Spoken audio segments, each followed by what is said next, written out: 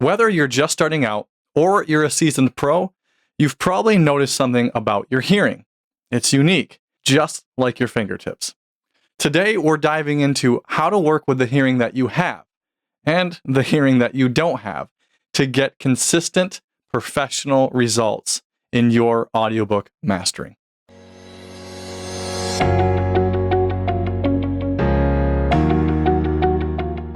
This one comes from a question I asked to my email list. So I want to give a huge shout out to Audrey for wondering how you can improve your ears when using EQ.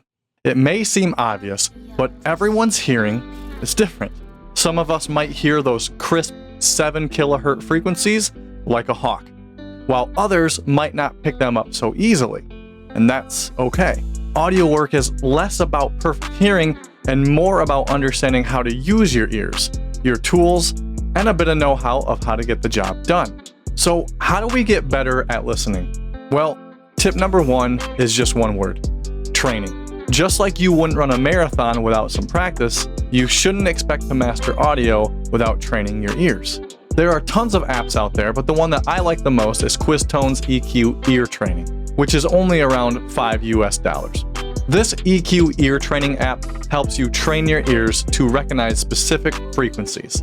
It plays different audio tones with certain frequencies boosted or cut, and then you have to identify which frequency is being adjusted, which will improve your ability to hear and pinpoint frequency changes. And for the record, this is not a sponsored video.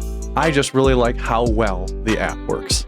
Tip number 2 is to use reference tracks. Even with training, you might not nail down every frequency, and that's where reference tracks come in. These are benchmarks. Find some professionally mastered audiobooks in the genre that you love or that you love to listen to, and then compare them against your mastering. Not only do these tracks help you figure out if your mastering is balanced, but they also clue you in on what might be missing, especially those frequencies that you may not be hearing as well. All right, so tip number 3 is to use a spectrum analyzer. Spectrum analyzers can be lifesavers when your ears aren't picking up everything. They show you exactly what's happening across the frequency spectrum. If you're not hearing the spike at 7K, the analyzer will show you plain as day. Tip number 4, get feedback. Now, even though audiobooks are an individual recording process, the mastering side doesn't have to be that for self-producing narrators. Even just getting feedback from a friend, you can use their ears. Everyone's hearing is different, so what you might miss, someone else might catch. And it's all about collaboration at that point. Tip number 5 is to use your gear to compensate for what you're not hearing. So if you're flying solo and you don't have anyone around to check tracks for you, that's okay. Modern gear can help you, like EQ.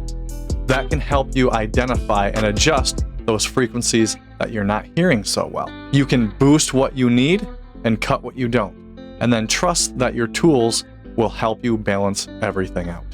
Hey, if you want to simplify your mastering process, then check out my narration EQ guide. It's got all of my go-to EQ frequency moves that you can adjust in the mix. Now, if you use this guide and use the chart as a starting point, it's going to make your mastering sound a whole lot better.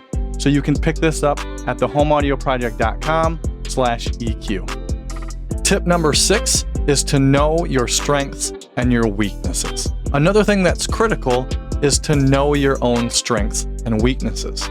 If you know you struggle with high frequencies, pay extra attention there.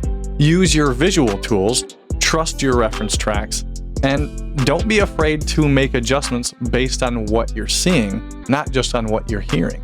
It's a combination of visual and audible tools that will help you get better. One tip that I struggled with often is taking breaks.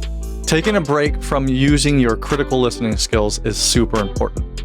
Most people just want to get the job done as fast as possible, but rushing can only create more problems. And ear fatigue is a real thing. After hours of listening, your ears might not be as sharp. So step away, take a breather, and then come back with fresh ears. Because you'll definitely be surprised at what you can pick up on the stuff that you would have missed before. So even if your hearing isn't perfect, you can still produce top-notch audio. It's about learning to listen to what is there, using the right tools, and then compensating for what you might miss. With practice, you will find that you can achieve a consistent, professional result, no matter how your hearing measures up. And tip number 8 is to embrace your hearing. And it sounds kind of basic, but remember, audio work is just as much about creativity and problem solving as it is about technical skills. So you need to embrace your unique hearing so you can train your ears and then let your tools do the rest. And if you want to get the most out of your hearing and what to listen for, then grab my narration EQ guide at thehomeaudioproject.com/EQ. And also check out the video right here that helps you walk through how to use the guide and apply it to your voice. But with that, I hope you have an awesome rest of your day, and I'll see you in another video real soon.